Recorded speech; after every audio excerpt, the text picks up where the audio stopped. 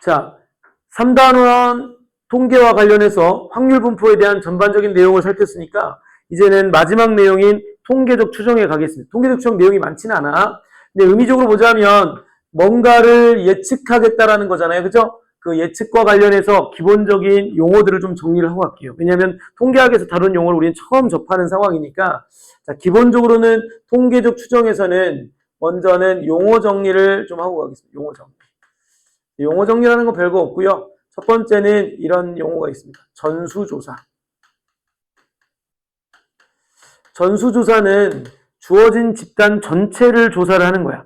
예를 들어서 전국에 있는 고등학생들의 평균치를 내가 구하고 싶은데 그러면 어떻게 하면 되겠어요? 전국에 있는 모든 고등학생들의 키를 다 조사를 하는 거죠. 그런 걸 전수조사. 전수는 어떤 거라고 표현을 할 수 있냐면 모집단 전체를 조사하는 거예요.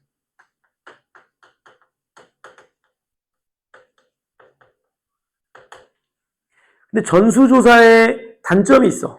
몇 개 안 되면 다 조사했을 때 가장 정확한 데이터를 얻어낼 수 있는데 너무 많으면 돈도 많이 들고 물리적으로 너무 많은 시간들이 걸릴 거잖아요. 그죠? 그럴 때는 뭘 하냐면 표본조사라고 하는 걸 합니다.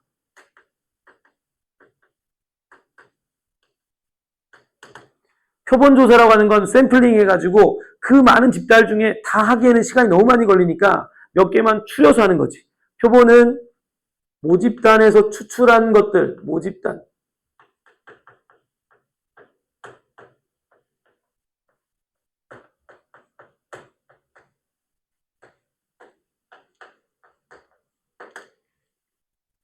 여기서 이미 추출이라고 하는 용어를 하나 쓰는데요. 통계학에서는 이게 굉장히 중요하지만 우리 고등과정에서 이해만 하고 넘어가요. 어떤 걸 말하냐면 내가 그 전체 집단에서 뽑아낼 때 그냥 어떤 특정한 것들을 요구하면서 뽑는 게 아니라 그냥 무자비로 뽑는 걸 말하는 거예요. 임의로 추출한다. 어렵지 않죠? 그냥 내가 저 지역에서는 학생들의 평균기가 좀 끄니까 그쪽을 조사하겠다. 이게 아니라 그냥 아무데나 전국에 있는 단위 중에 어느 지역, 어느 학교 그냥 막 조사하는 거. 그러니까 이걸 임의 추출이라고 해요. 임의 추출해서 그 추출한 것들을 조사를 하는 것이 표본조사인데 필연적으로 표본조사를 해야 되는 것들이 있어요. 예를 들어서 우리 형광등 같은 거 이런 전구 있잖아요. 이런 것들은 내가 생산한 전구의 이 수명이 얼마, 우리 보통 보면 이 전구 몇 시간이나 이런 것들 나오잖아요. 그거를 전부 다 조사하게 되면 쓸 전구가 없잖아. 왜? 계속 켜놓고 얼만큼 수명인지를 확인해야 되니까. 그러니까 이런 것들은 무조건 표본조사를 해야 돼요. 그러니까 내가 생산한 전구가 1000개가 있으면 이 전구가 평균 수명이 얼마인지를 조사를 해야 될 거잖아. 그럼 이걸 다 조사하는 게 아니라 그 중에 몇 개만 샘플링, 무자비로 전구를 몇 개를 가져와가지고 계속 켜놓는 거지. 그래 놓고는 딱 해봤더니, 이 전구는 얼마, 이 전구는 얼마니까 평균적으로 전구의 수명은 이게구나라고 할 때 사용하는 조사가 표본조사라고 생각하면 되겠습니다. 표본조사는 필연적으로 필요할 때가 있다. 이 정도 이해하면 됩니다. 이건 크게 큰 건 아니고. 그 다음, 주어져 있는 것들에서 이미 추출했고, 추출, 전수조사, 표본조사 이 정도만 알면 될 것 같고요. 내용적으로는 모집단은 여기서 등장하는 모집단이라고 하는 건 뭐냐면 전체 집단을 말한다고 보면 되겠어요. 그래서 이미 추출한 집단 있죠. 여기서 표본조사는 모집단에서 이미 추출한 집단. 이 집단은 이미 추출한 집단을 뭐라고 하냐면 표본 집단이라고 해요. 그러니까 표본조사는 뭐냐? 몇 개를 뽑아가지고 조사하는 건데 그 뽑히는 것 자체를 뭐라고 한다고? 뽑혀진 집단 자체를 뭐라고 하겠다고? 표본 집단이라고 이렇게 생각하시면 되겠습니다. 그럼 우리가 지금 하려고 하는 이 내용이 이제 어떤 거냐면 마치 여러분들 선거했을 때 선거 끝나자마자 각 그 방송사에서 누구누구가 당선 예정 이런 표현들을 할 때 있잖아. 그게 이제 바로 이런 거야. 선거 유권자들이 그렇게 많은데 이걸 가지고 실제로 누가 당선된다는 거의 맞춰내잖아요. 그런 거는 어떻게 하느냐? 몇몇 해서 출구 조사를 해가지고 거기서 했더니 누구누구가 딱 나왔으면 이걸 바탕으로 해서 뭐 한다는 걸까? 전체는 예를 들어서 10만 명인데 내가 출구 조사는 1000명을 한 거야. 그 1000명을 대상으로 해봤더니 이 후보자가 당선이 된다고 나온다면 이제 거기서 발표를 하는 거지. 당선될 확률이 얼마다. 근데 실제로 놀랍게도 이 개체가 많아지면 많아질수록 표본했을 때의 결과랑 모집단했을 때 결과가 거의 일치합니다. 극단적으로 달라지지 않아. 그러니까 그거 왜 그러느냐? 그래서 통계학에서 뭐가 중요하냐면 내가 예를 들어서 지금 이렇게 조사를 하는데 특정 정당을 그 뽑는 선호하는 지역 같은 거 있잖아. 그 지역을 가게 되면 이 후보자가 높지만 반대로 다른 지역은 또 떨어질 수도 있잖아. 그래서 중요한 건 통계에서 제일 중요한 건 얘야. 추출을 어떻게 하느냐가 진짜 중요해. 근데 우리는 그냥 이미 추출 정도만 알면 되는 거고 그 추출에 대한 어떤 기본 방향이라든지 특징이라든지 이런 것들은 대학 과정에서 이제 그걸 전공하는 사람들이 그것들을 고려하면서 뽑는 거거든. 그래서 어찌됐건 지금 우리는 이런 게 있구나 정도 생각하면 되겠고 그래서 이렇게 뽑아낸 샘플링 되어 있는 표본 집단을 가지고 뭐 할 거냐? 모집단, 전체 집단이 어떤 특징을 갖고 있냐를 예측할 건데 고등과정에 딱 하나 예측합니다. 뭐? 평균만 예측하는 거야. 그러니까 방금 전에 했던 건 전국에 있는 고등학생들의 평균 키. 다른 것들도 있을 수 있지만 딱 요거 하나만 예측하려고 하는데 그걸 어떻게 할 거냐? 일산 지역을 딱 컨택을 하고 일산에도 많은 학교들 있잖아. 그 학교들 중에 뭐 예를 들어서 100개 학교가 있으면 20개 학교를 딱 무자별로 선정해서 그 학교에서 이제 동시에 딱 키 조사를 한 거죠. 그리고 평균 키를 냈더니 이만큼이면 전국에서 똑같지는 않겠지만 이 평균 키에 근저 언저리에 있겠다라고 하는 것이 이제 추정, 예측입니다. 그 추정할 때도 통계학에서 만들어 놓은 게 있기 때문에 우리는 그걸 이해하고 그냥 받아들이기만 하면 되는 겁니다. 그래서 이제 용어 정리가 됐으면 이제 본격적으로 좀 더 통계학에서 다루고 있는 내용으로 들어갈 건데 그때 등장하는 게 바로 뭐냐면 표본 집단에 대한 평균, 표본 평균 분산에 대해서 좀 살펴보겠습니다. 자, 표본 평균과 표본 분산은 앞서 말했던 이 용어에서 의미가 딱 느껴집니다.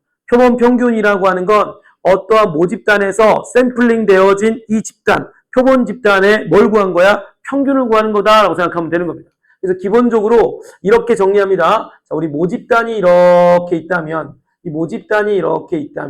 이 모집단에 대한 변수를 그냥 제가 편의상 X라고 하겠습니다. 이 모집단에서 내가 샘플링을 했는데 추출한 표본의 크기는 추출하는 그 뽑아내는 개수를 말합니다. 표본은 추출을 딱 했습니다. 추출을 하면 집단 하나가 생기겠죠, 이렇게? 자, 이걸 우리 무슨 집단이라고 부를 거라고요? 표본 집단이라고 합니다. 그래서 뽑아낸 이 크기를 우리는 뭐라고 하냐면 표본의 크기라고 부릅니다. 뭐에서 5개 뽑아냈다? 표본의 크기는 5인 거야. 만약에 n개를 뽑아냈다? 표본의 크기는 n인 거야. 실제로 이 뽑아내는 크기라든지 이런 것들도 사실은 통계학에서 엄청 중요하지만 우리는 그냥 뽑아내는 것들을 표본의 크기라고 한다. 이 정도 받아들이면 되겠고. 그럼 이제 이게 만약에 뽑아낸 것들이 n개가 있다면 표본 집단 안에는 이제 n개의 개체들이 있는 거죠. 대상들이 있는 겁니다. 여기서 우리는 뭘 조사하겠다고? 그래서 n개를 내가 표본의 크기로 딱 n개를 뽑아냈다고 한다면 여기는 몇 개의 대상들이 있겠냐? n개가 있겠죠? 그 n개들을 예를 들어서 편의상 x1부터 시작을 해서 xn까지로 이렇게 해서 이 n개가 있을 때 우리는 여기서 뭘 구하고 싶은 거냐면 표본 평균을 구합니다. 그 표본 평균은 어떻게 표현하느냐? 일반적으로 x바라고 표현하고요. 구하는 방법은 간단합니다. 전체 이 개체들을 다 더한 다음에 요 놈을 n으로 뭐 하면 될까요? 나눠버리면 이게 바로 표본의 크기, 표본 평균이 되는 겁니다. 그래서 표본 평균 구하는 거 되게 쉽죠? 뽑아낸 그 대상들의 전체 값을 더하고 그 다음에 n으로 나눠버리면 되는 거예요. 그걸 간단하게 표기하면 뭐라고 쓸 거냐? x바라고 표기할 거다. 이해될까요? 그럼 여기 안에서 또 뭐도 존재하겠습니까?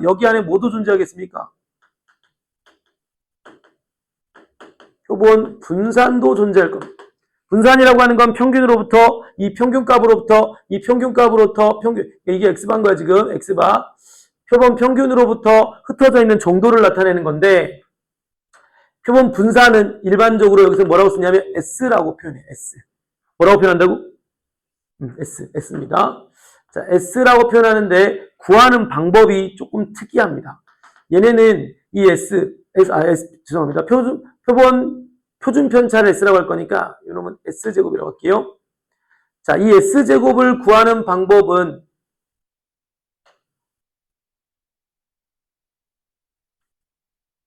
이렇게 구합니다. 평균이 있으니까요. 변수에서 표본 평균을 빼고요. 표준 편차 제곱의 평균이니까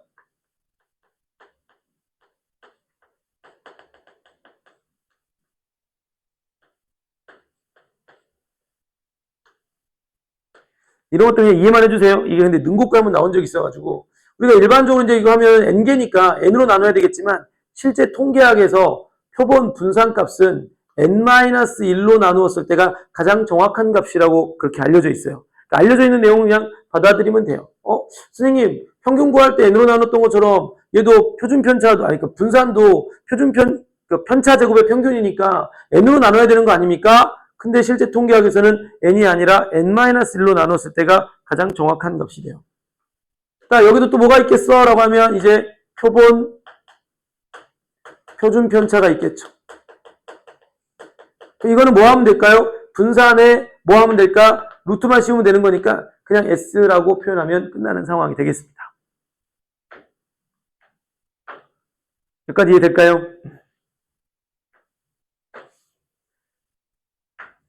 세 번째 내용은 이제 여기서 더 깊이 조금 내용이 들어가는데요. 자, 이 내용을 여러분들 이제 꼭 이거는 그냥 이해 차원에서 그냥 보시면 되는 거지. 엄청 중요한 건 아니 알겠지? 참고로 그냥 특징 하나 정도의, 야, 이거 n으로 나누는데 왜 n-1이야? 이게 좀 더 정확하다라는 걸로 알려져 있기 때문에 우리는 그냥 받아들이면, 고등과정에서 받아들이면 되는 거고, 중요한 거는 어떠한 모집단이 이렇게 있으면, 이 모집단에서 뽑아내는 걸 추출이라고 하고, 얼마만큼 뽑아낼 거냐를 나타낼 때는 표본의 크기라고 하고, 만약에 n만큼 뽑아냈다면, 표본 집단에는 n개의 대상들이 있을 거고 그 표본 집단에서 평균을 구하라고 하면 보통 평균을 나타내는 수학기호는 x반대 구하는 방법은 그 대상들을 전부 다 더하고 n으로 나누면 되고 그 다음에 표준 편차를 구하라고 하면은 그 표준 편차를 구하는 방법은 편차 제곱 평균이니까 편차와 그러니까 변수 빼기 표본 평균값에다가 빼고 제곱하고 전체 원래 n으로 나눠야 되지만 n-1 나눴을 때가 가장 정확하다. 뭐 요 정도 알아두시면 됩니다. 자, 그러고 난 다음에 본격적인 내용이 들어가는데요. 세 번째 내용이 바로 뭐냐면 표본 평균, 방금 구했던 건데 그 표본 평균의 평균과 분산을 구하라는 이야기가 나옵니다. 그건 또 뭐야? 표본 평균은 한 샘플링 되어 있는 표본 집단의 평균값을 표본 평균이라고 했는데 아니 선생님 표본 평균이 그러면 또 변수처럼 되는 거 아닙니까? 표본 평균이 여러 개 있다는 이야기 아닐까요? 표본 평균의 평균과 분산은 어떤 거냐? 이런 거야. X라고 하는 모집단이 있는데 여기서 샘플링해서 만들어낸 첫 번째 표본 집단의 표본 평균값은 X바라고 하겠습니다. 또 여기서 샘플링을 한 번만 한 게 아니라 또 샘플링을 했어요. 그러니까 마치 이런 거지. 내가 전국 단위에서 일산 지역에서 그 다음에 일산 지역 중에 20개 고등학교를 딱 했다면 20개 그 고등학교 중에서 첫 번째 고등학교의 평균값 무슨 말인지 이해되셨습니까? 두 번째 고등학교의 평균값 쭉 해서 마지막 n번째 고등학교의 평균값이 이렇게 딱 나오면 각각의 표본 집단이 한 개만 있는 게 아니라 여러 개를 샘플링한 상태에서 그 각각의 표본 집단의 평균값을 구하면 x바1, x바2, x바n이 있을 건데 이때 요 놈들을 가지고 이 표본 평균을 변수로 해가지고 자 얘네들을 나타내 보니까 특징이 하나 있더라는 거야. 그게 뭐냐? 이 x바가 이제 변수가 된 거니까 이 표본 평균은 그래서 해보니까 첫 번째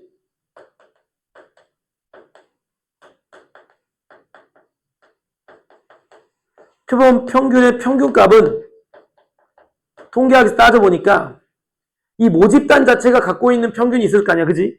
모집단이 갖고 있는 평균을 M이라고 하고 모집단 자체가 전체 집단에서 갖고 있는 분산을 시그마 제곱이라고 할 때 이거는 이미 이제 조사가 아니라 이미 이 자료가 이게 갖고 있는 거의 특징을 지금 이야기하고 이론적인 겁니다. 실제로는 이걸 다 조사할 바에는 샘플링을 할 필요가 없겠지. 예를 들어서 이제 그 통계학에서 공부를 해보니까 이 해당하는 어떤 모집단에 대한 평균을 구해놓고 실제로 샘플링을 해본 거야. 그랬을 때 이게 얼마나 정확한지를 보려고 그랬던 거겠지. 그렇게 해봤더니 표본 평균에 그러니까 몇 개를 샘플링한 것들에 대한 평균과 평균들을 변수로 여기면서 얘네들을 전부 다 더한 다음에 n으로 나눈 거겠지. 그게 바로 표본 평균의 평균인데 얘는 기호로 나타내면 2x바가 되겠습니다. 요 놈은 항상 누구랑 똑같냐면 모평균의 평균이랑 똑같다는 걸 발견한 겁니다. 아, 표본 평균의 평균은 항상 누구랑 똑같다고? 모집단의 평균값이랑 똑같다는 거예요. 그렇게 되다 보니까 실제로 이 전수조사를 안 하고 이 해당하는 어떤 집단의 표본 집단을 몇 개 구하고 걔네들의 평균들을 가지고 또 평균을 구해보니까 그 평균이 나왔는데 이 평균은 모집단의 평균이랑 뭐 할 수밖에 없다? 같을 수밖에 없다. 두 번째, 헷갈릴 수 있으니까 잘 용어 잘 봐야 돼. 표본 평균의 표본 분산이 아니고요. 표본 집단에서의 분산, 표본 집단의 평균값 이거랑 달라요. 이거는 표본 평균은 표본 집단이 여러 개가 있는 거예요. 여러 개. 이건 하나 집단에서에 대한 평균 분산이지만 얘는 여러 개의 표본 샘플링 되어 있는 것들에 대한 그 각각의 집단의 평균들을 구하고 그 표본 평균에 흩어져 있는 정도를 나타내는 표본 평균의 분산은 Vx바가 되겠죠.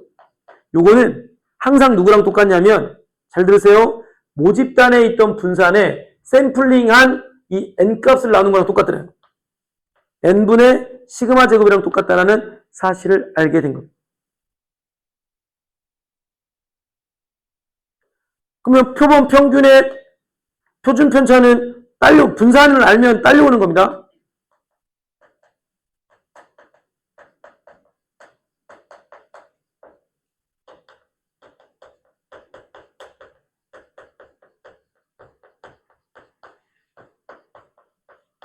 이거 루트 씌우면 되는 거니까 루트 n분의 시그마. 이건 제곱인데 시그마 씌우면 올라갈 거니까.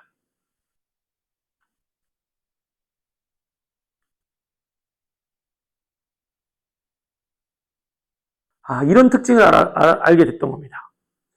어떠한 모집단이 있는데 그 모집단에서 샘플링한 게 한 개만 있는 게 아니라 n개의 모집단이 있고요. 표본 집단이 있고요. 그 각각의 표본 집단에서의 평균값을 변수로 하는 x바1, x바2, x바n이라고 한다면 이 표본 평균값들의 평균을 구해보니까 그놈은 수학적 기호로 쓴다면 변수를 지금 x바로 하고 있는 거니까 우리가 지금 한 집단에서의 표본 평균 x바라고 했습니다. 근데 이게 여러 개 있으니까 제가 번호를 붙인 거고 그 변수에 대한 평균은 항상 누구랑 똑같다? 모집단의 평균값이랑 똑같고요. 표본 평균들의 분산값은 모집단에 대한 분산값의 그 뽑아낸 표본의 크기, 표본의 평균에, 그러니까 주어져 있는 표본 집단의 개수인 n개로 나눈 건 똑같다. 그 다음에 표본 평균의 표준 편차는 이 분산값에다가 루트 씌운 거랑 똑같다. 그래서 아주 중요한 사실이 여기서 또 나타납니다. 뭐냐면, 자, 이 상황에서 여러분들 밑에다가 쓰시면 될 것 같은데요. 이 상황에서 핵심은 얘야. 모집단이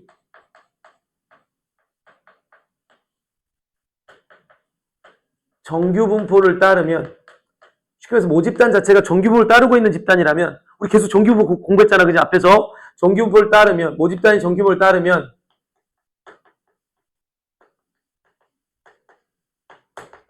표본 평균에 대한 변수도, 표본 평균도 정규분포를 따른다. 쉽게 말해서 따른다라는 건 정규분포 된다라는 이야기야.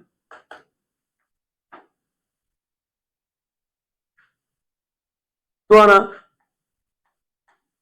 모집단이 설령 모집단이 정규분포가 아니더라도 모집단이 정규분포가 아니더라도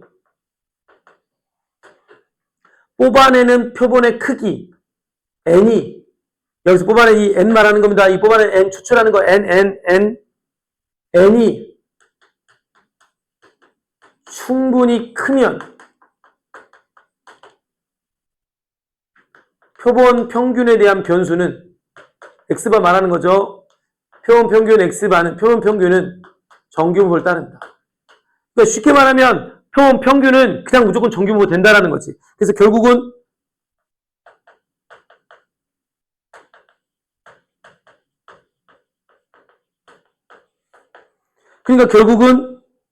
이 x바는 정규분포가 따른다는 거야. n분의 시그마 제곱이 된다는 거지. 그러니까 여기서 또 뭘 물어보겠어요? 통계적 추정 단원의 첫 번째로 또 뭘 물어보겠어요? 확률 물어본다. 우리 앞에서 했던 것처럼 그럼 이제 이건 일반 변수, 이게 변수인 거죠. x바가 변수인 거니까 얘를 또 뭐 z 변수로 고치려면 변수 빼기 평균에다가 이때는 조심해라. 이때는 시그마가 표준 편차가 누굽니까? 이거 루트 씌운 거니까 루트 n분의 시그마로 해가지고 변수 빼기 평균으로 이렇게 z 변수를 써야 됩니다. 이때는 조심해야 될 건 우리가 앞에서 했던 거는 바로 그냥 표준 편차가 시그마였지만 여기서의 표준 편차는 뭡니까? 루트 n분의 시그마니까 조심해야 될 건 여기서 이제 할 때 이 숫자만 좀 주의해 주시면 됩니다. 그럼 또 이런 이야기가 나온다는 이야기인 거네요. 결국은. 이해되겠습니까? 자, 큰 틀에서 먼저 이해를 하세요. 자, 우선은 통계적 추정이라고 하는 것들을 할 때 여기에 등장하는 용어들이 있는데요. 전수조사가 뭐냐? 전체 조사한다. 쉽게 말하면.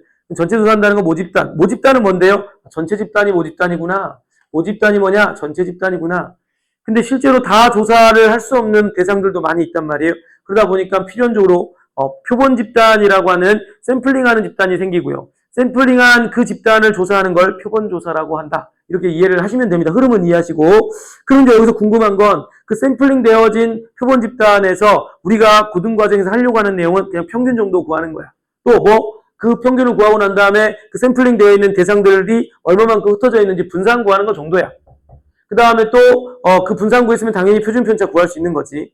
근데 수학적 이론에 따라 실제로 현실에서는 그냥 하나의 샘플링 또는 두 개의 샘플링 정도 하겠죠. 너무 많이 하지는 않습니다. 근데 수학적으로 어떤 모집단이 있을 때 그 모집단에서 샘플링한 것들이 한 개만 있는 게 아니라 여러 개의 표본 집단이 있고 그 여러 개의 표본 집단에서의 각각의 표본 평균값들을 구한 후에 그 표본 평균의 평균을 구해보니까 모집단에 있는 전체 평균값이랑 뭐 하다는 걸 알게 된 거야? 같다라는 걸 알게 됐습니다. 수학적 그 통계학에서. 그럼 우리는 이제 이거 배우는 거니까 그냥 같구나라고 받아들이면 되는 거고 또 그 여러 개의 표본 집단에서의 표본 평균에 흩어져 있는 정도 분산을 구해보니까 그 분산은 모집단에서 있는 전체 대상들이 이 평균으로부터 흩어져 있는 분산 시그마 제곱에 n으로 나눈 거랑 항상 똑같더라. n으로 나눈 거랑 똑같더라. n으로 나눈 게 분산이 알겠죠? 그 다음에 표본 평균의 표준 편차는 여기 루트 씌우는 거니까 루트 n분의 시그마다. 그리고 더 중요한 거는 이렇게 여러 개 샘플링 되어 있는 표본 평균인 x바에 대한 변수는 표본 평균인 x바에 대한 변수는 이미 모집단이 정규분포를 따르면 표본 평균에 대한 x바도 무조건 뭘 따른다? 정규를 따르고요. 또한 모집단이 정규분포가 아니더라도 이 n이라고 하는 뽑아내는 표본의 크기가 충분히 크면 표본 평균값들은 뭐한다? 정규분포를 따른다. 이게 이 내용의 핵심이 되겠습니다. 이해되셨을까요? 그럼 이제 마지막 내용이 남았어요. 자, 여기까지 왔으면 이제 뭔지 이론적인 것도 알았고요. 실전에 이제 필요한 겁니다. 뭐냐? 몇 개의 표본 집단을 샘플링하고 나는 이제 전체를 뭐 하는 거? 예측하는 겁니다. 그게 이제 통계적 추정이겠죠? 자, 통계적 추정에 관련된 내용이 되겠는데요.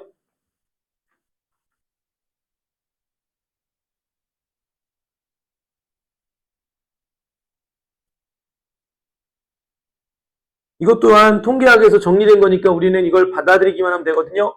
네 번째는 통계적 추정입니다. 자, 뭘 추정할 거냐? 모집단에 있던 평균을 말하는 겁니다. 모평균의 추정이야. 그러니까 전체 집단의 평균값을 말한다고 생각하면 되겠습니다. 자, 전체 집단의 평균값을 말한다. 전체 평균. 실제로 전체 평균을 구할 수가 있으면은 추정할 필요가 없겠지만 그 집단의 대상들이 너무 많거나 실제로 그 집단을 전체를 조사할 평균값을 구할 수 없는 경우일 때 이제 우리는 이걸 아까 우리 전구의 수명이라든지 이런 것들 있잖아요. 실제로는 조사를 하게 되면 쓸 것들이 하나도 없는 상황이 돼버리는 그래서 무조건 뭐가 필요한 그 해당하는 것들에 대한 표본 샘플링이 필요한 것들. 자, 어찌됐건 모평균을 추정한다라고 할 땐 자, 뭐가 제일 첫 번째가 중요하냐면 신뢰도라고 하는 통계학 용어가 있습니다. 신뢰도라고 하는 것은 뭐냐면 실제로 모평균을 맞출 확률과 가치를 말한다. 자, 맞출 확률과 신뢰도는 모평균을 맞출 확률 값이랑 가치가 있는 추정을 말합니다. 이게 무슨 말, 가치가 있다는 게 무슨 말이냐면, 예를 들어서 봐봐라. 전국에 있는 청소년들의 평균 키를 내가 예측을 할 건데 범위로 예측할 거야. 딱 얼마라고 말할 수는 없잖아. 얼마와 얼마 사이에 평균 키가 있을 거야 라고 말하는 게 바로 추정이거든. 모평균 추정이거든. 그러니까 추정할 때는 보통은 그래서 얼마와 얼마 사이에 있다라고 딱 말할 때 이때 중요한 건 우리가 만약에 내가 이렇게 추정을 한 거야. 전국 청소년들의 평균 키는 아마도 150cm하고 190cm 사이에 있을 거야. 무조건 맞추지 않겠니? 거기 안에 들어갈 수밖에 없잖아. 근데 이런 추정은 의미가 있어, 없어? 없지 않을까? 굳이 표본 조사를 하지 않고 표본 평균을 구하지 않아도 충분히 너무 큰 범위로 추정을 하게 되면 그 평균은 무조건 여기 안에 들어갈 건데 의미 없는 추정이라는 거는 틀릴 수도 있지만 거의 맞출 확률이 높으면서 가치가 있어야 되거든. 그 말은 이 범위를 뭐 해야 된다는 얘기가 최소한 축소시켜야 된다는 이야기인 거야. 근데 너무 축소시키다 보면 뭐가 떨어지겠니? 맞출 확률이 떨어지지 않을까? 예를 들어서 내가 추정을 했는데 167에서 168 사이 이 추정의 간격이 1cm밖에 안 되면 틀릴 확률이 너무 높지 않겠어? 그러니까 도대체 어느 범위 내에서 추정하는 게 가장 가치 있고 의미가 있느냐라고 하는 걸 이미 수학에서 만들어놨습니다. 그게 뭐냐면 2번 95% 신뢰도 통계학에서 만들어놨으니까 이건 외우기만 합니다. 99% 신뢰도. 자, 이거의 의미는 맞출 확률은 95%고 95%의 신뢰도라는 얘기. 이건 맞출 확률이 99%의 신뢰도인데 신뢰도란 용어가 썼다는 것은 가치가 있고 의미가 있다는 뜻인 거거든요. 그랬을 때 얘네들의 범위가 어딘지를 우리는 외우셔야 된다. 외워야 됩니다. 자, 그래서 95% 신뢰도는 얘보다는 범위가 축소되어 있지만 가치가 좀 더 있겠죠. 하지만 맞출 확률은 좀 더 떨어지지. 얘는 90%인 거 훨씬 넓어지는 거지. 신뢰하는 추정하는 구간의 길이가 길어진다는 뜻입니다. 95% 신뢰도 추정은요, 모평균 추정은 이렇게 합니다. 우선은 추정을 하려면 뭐가 있어야 되겠어? 최소한 하나의 샘플링에서 나온 평균값은 있어야 되겠죠? 뭐가 있어야 되겠니? 표본 평균 하나 있어야 돼, 무조건. 표본 평균의 평균이 아니라 표본 평균값 하나는 있어야 된다. 무슨 말인지 이해되셨죠? 자, 근데 전국 단위의 뭔가의 평균 키를 내가 알고 싶을 때 너무 시간이 많이 걸리니까 일산 지역도 아니고 딱 특정 지역, 좀 학교에 학생들이 좀 많은 그 학교를 하나 딱 정해가지고 한 1000명에서 1500명 있는 학교를 딱 정해가지고 거기서 이제 평균키 딱 정하는 거예요. 그럼 거기서 평균키를 구하는 것이 바로 뭐겠어요? 표본 평균입니다. 왜냐면 표본 집단이 딱 하나밖에 없으니까 지금 이 학교 하나밖에 없잖아. 그 하나가 딱 나오면 이렇게 하면 됩니다. 표본 평균값에다가 95% 추정할 때는 외워야 돼. 1.96 곱하기 루트 n. 이때 루트 n이라고 하는 건 뽑아내는 표본의 크기라고 해서 표본의 크기. 알겠죠? 그럼 전국에 있는 청소년 키의 그 평균 키를 추정하려고 하는데 내가 뽑아낸 건 이 학교 학생들이 2000명이면 2000명이 n인 겁니다. 2000명. 알겠죠?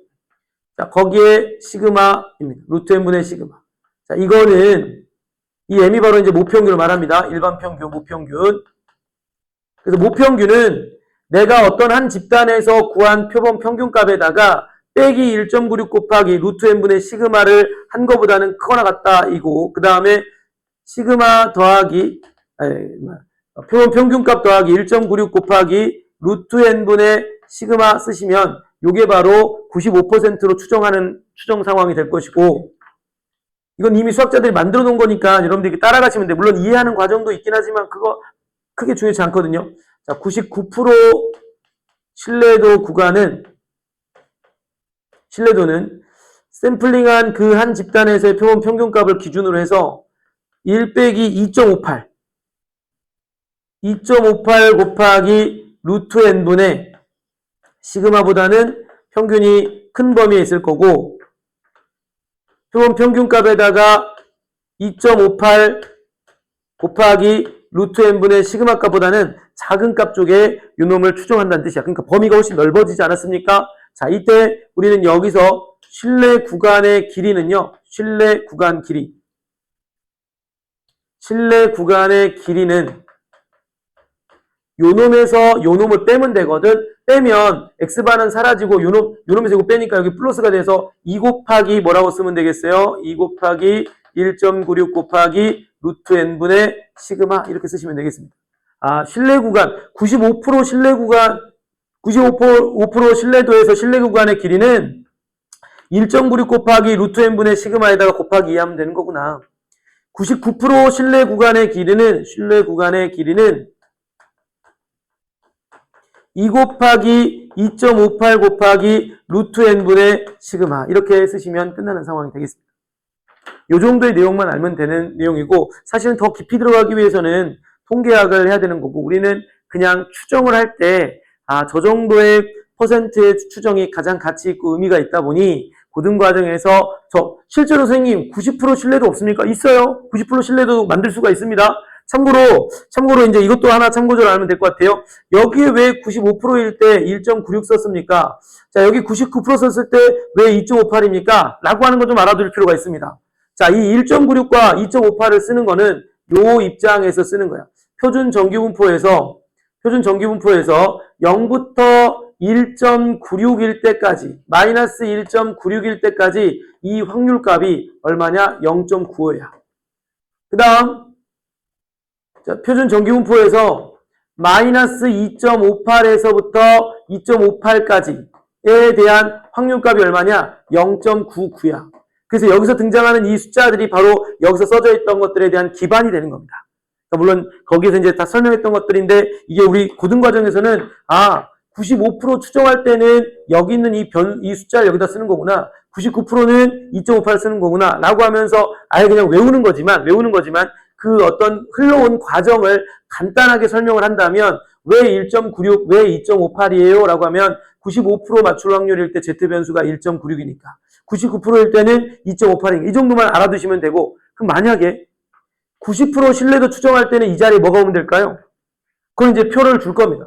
90% 신뢰도 추정할 때는 이런 게 될 거야. 여기에 있는 확률이 0.9가 됐을 때 Z변수가 있지 않겠습니까? 아마도 그 숫자는 얘보다는 좀 작을 거야. 예를 들어서 1.8 정도 됐다고 합시다. 그럼 마이너스 1.8, 예를 들어서입니다. 1.8에서 마이너스 1.8일 때까지가 확률이 0.9라는 것은 확률을 보자면 90%라는 이야기인데 이때는 여기다가 이제 만약에 90% 신뢰도 추정하세요라면 이 자리에 뭘 써야 된다는 얘기일까? 1.96이 아니라 1.8 정도를 쓴다 정도만 이해하시면 됩니다. 근데 우리는 일반적으로 이 두 가지 신뢰도를 고등과정에서는 가치 있고 의미 있다 해서 요걸 쓸 거기 때문에 이건 무조건 외우셔야 돼. 알겠죠? 이걸 외우고 만약에 문제를 풀다 보면 90% 신뢰도 있는데 선생님 이게 뭐죠? 저는 이 두 개밖에 안 외웠는데 라고 할 때 전체적인 시계 형태는 똑같고요. 똑같고 이 자리만 이 파란색으로 동그라미 친 자리만 바뀌는데 이 숫자를 뭘 써야 됩니까? 라고 하는 기준만 머릿속에 기억할 땐 95%는 실제로 표준 정규분포에서 95%가 되는 Z변수를 쓰는 거다. Z변수를 쓰는 거라고 쓰시면 돼요.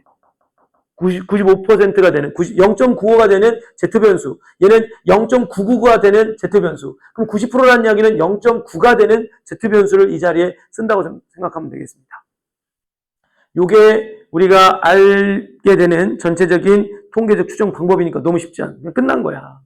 그러니까 이게 사실 고등과정에서 하기에는 어려운 내용들이 너무 많이 있다 보니까 고등과정에 소개하고 있는 내용은 큰 흐름에서의 내용만 또 일반적인 이론적인 내용에서만 그 가장 대표적인 것들을 소개하는 거라 전체적인 흐름을 보시면 표본조사가 뭐야, 전수조사가 뭐야 해서 또 흘러와가지고 실제로 샘플링을 했어, 표본집단을 조사했어, 표본평균. 근데 샘플링한 게 N개를 샘플링했어, 그러면 표본평균 N개가 있을 건데 표본평균은 그걸 N개가 있다 보면 그게 변수가 될 수 있잖아. 그걸 변수로 해서 표본평균의 평균을 구하거나 분산을 구해봤더니 이론적인가 이거는 실제로 현실에서는 쓰지 않습니다.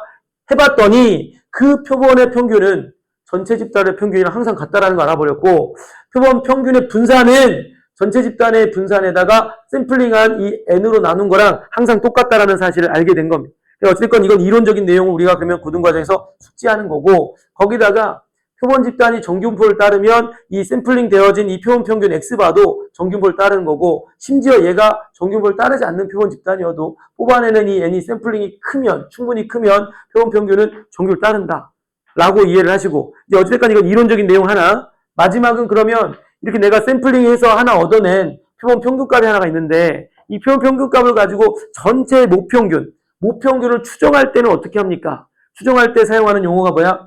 신뢰도. 그럼 우리 몇 퍼센트 신뢰도를 이야기합니까? 라고 하면 크게 두 가지 신뢰도를 이해한다. 95%, 99%. 95% 신뢰도는 내가 하나 구한 표본 평균값에다가 빼기 1.96 곱하기 루트 n분의 시그마. 그 다음에 거기에서부터 이게 빼기 했으니까 또 뭐 한 거? 더하기 한 것까지의 구간을 표본 평균의 범위로 잡는 거야. 모평균의 범위로 잡는 거야. 그래서 실내구가 만약에 95%의 실내구간은 얼마입니까? 라고 하면 얘에서 얘를 빼는 거니까 2 곱하기 1.96 곱하기 루트 n분의 시그마가 되는 게 내용이 되겠고 99%도 같은 흐름이다라고 보시면 되겠습니다. 심지어 얘가 아니더라도 여기에 큰 틀은 똑같고 파란색으로 동그라미 친 이 부분만 숫자가 바뀔 건데 95%일 때는 Z변수가 1.96일 때고 99%일 때는 Z변수가 2.58이니까 만약에 90% 신뢰도 추정을 할 때는 Z변수가 0.9가 되는 Z변수를 이 자리에다가 쓰기만 하면 된다 정도만 생각하면 되겠습니다. 그 외에 나오는 문제들은 없어요. 아시겠죠? 그래서 다음 시간에 제가 이제 그 우리 앞에서 못 풀었던 정규분포 관련된 문제 있었잖아요. 그거랑 이어서 풀 건데 다음 주는 아까도 말했던 것처럼 학원 방학이어서 쉴 거고 그 다음 주에 이것까지 끝내고 난 다음에 바로 여기서 시험 대비 맨 앞에서부터 확률 여러분들 그 1학기 기말고사 봤던 데 이후부터 제가 그 시험 대비 교재를 가지고 또 복습해 가볼게요. 그래서 충분히 그 2학기 관련된 부분은 여러분들이 점수를 내야 됩니다. 자, 여기까지 하도록 하겠습니다.